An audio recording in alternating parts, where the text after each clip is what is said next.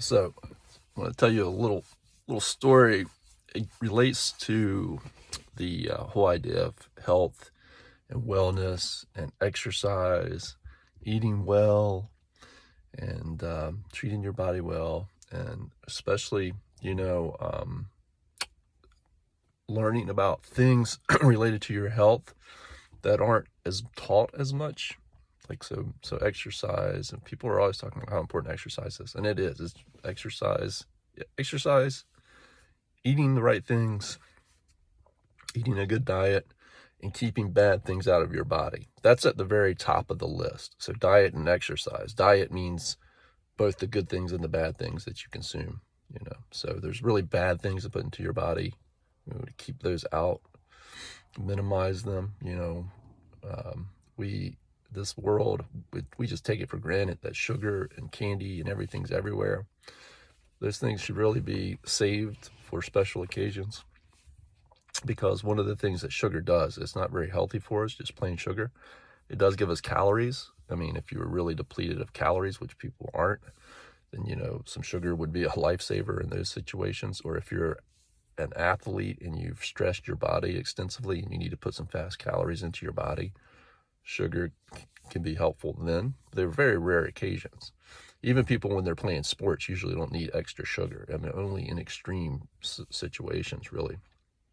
So sugar, like a lot of other bad things for us, it tricks our brain into releasing extra dopamine. It tells our body that we like it and it's good. So sugar is, believe it or not, it actually fits all the characteristics of an addictive substance. It's just that we get some calories from it, and sugar kills us slowly rather than fast. But that's a big problem with people putting on a lot of extra weight and that they don't need, and diabetes, and messing with your metabolic system. It puts a lot of stress on the body. But I'm not trying to harp on sugar specifically. It's a lot of things about how we eat. We need to add fiber. Also, when you change your diet to a certain way, you also change the microbiome. That's all the little microorganisms that live inside of us. And we have good ones and we have bad ones, and this, that, and the other.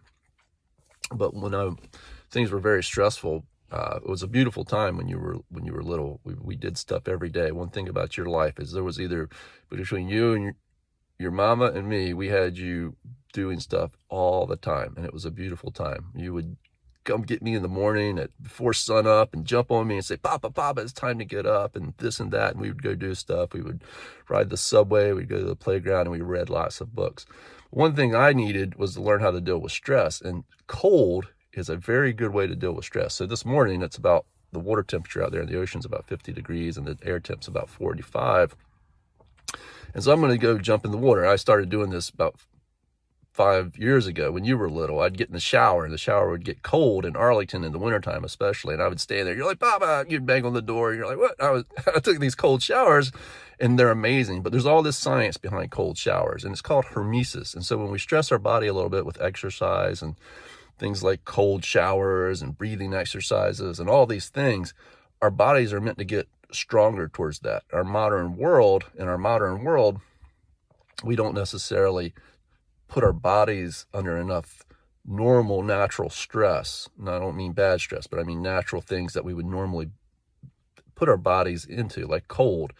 Ancient people experienced cold all the time, and they lived outdoors most of the time. And so our bodies have mechanisms that will help it heal, and they're very good things, but we have to turn them on. So I'm going to go jump in some cold water. That's a long video, so I'll just have to save it.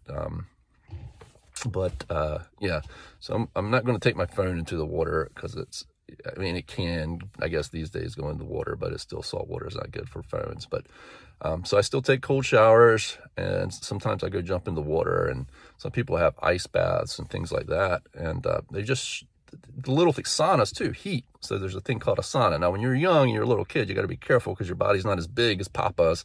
So if you practice these things when you're young, you got to be a little careful, because you don't have as much body mass, and so cold and heat affects you faster than it does somebody that's big. But still, learning about these things, so that because they've known, this is people from millennia have known how important these things are. It's not a new thing.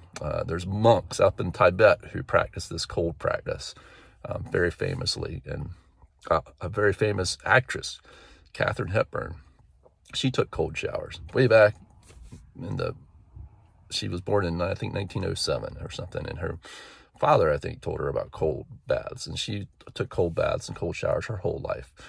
And she talked about how great they were. She lived to 97 years old.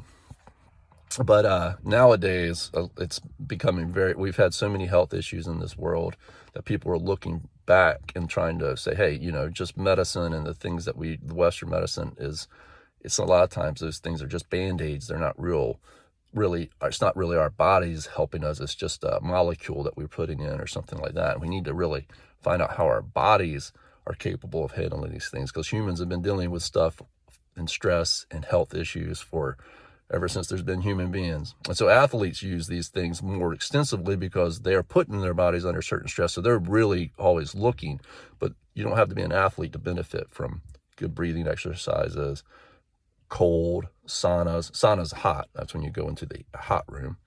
And it's a common practice in Scandinavia and Northern Europe. It's just been part of their culture for forever. And they know it helps them get better in the wintertime. There are certain things in our immune system because of the cold we need to boost our immune system. And so these stresses will also help with those kinds of things. And that's an old folklore that's actually true. There used to be a saying, I think even around here on the Outer Banks, that if you got a cold, because it used to be, they'd have doctors everywhere, they would say, go jump in the ocean. I've heard that from people before, and that's something that the old timers would say. And you know what? They weren't wrong. It will boost your immune system dramatically, a dramatically measurable increase in white blood cell count. The white blood cells are part of the cells in our body that help fight off infection. So there's other things that will do this too. But the cold is a very good way to do it, because it works at a lot of different levels. It works on our vascular system, our muscular system, our immune system. So it's a good all around type of stress. It lowers inflammation. Same thing with not eating too much. That's another thing. It kind of works. It works different mechanism, but it's not eating too much. That's one of the big problems we have too. And I mean not eating too much. I don't just mean too many calories, but I mean eating too much around the clock, because food's always available to us. That's not how it was supposed to be in nature. There's just times a day where you would eat, and if your body wants to rest from eating actually requires a lot of energy. And it puts a lot on the body to digest food. So you don't want your body digesting food all day long. You want to kind of keep your eating within sort of a normal day, probably from from when you get up in the morning to about 5 o'clock or something in the afternoon. Eat good breakfast or something, and what you need in the middle of the day, and you eat late in the day, and then take some time off from eating before you go to bed, and then don't eat until you get up in the morning. So try to keep your eating to only about less than half of the day. So eat all your calories within 10 hours of the day or something like that, 12 hours of the day. That's also a big one, because it's normal for us. That's what's normal, Anyhow, those are my words of wisdom this morning, and now I'm going to go jump in the ocean. I love you.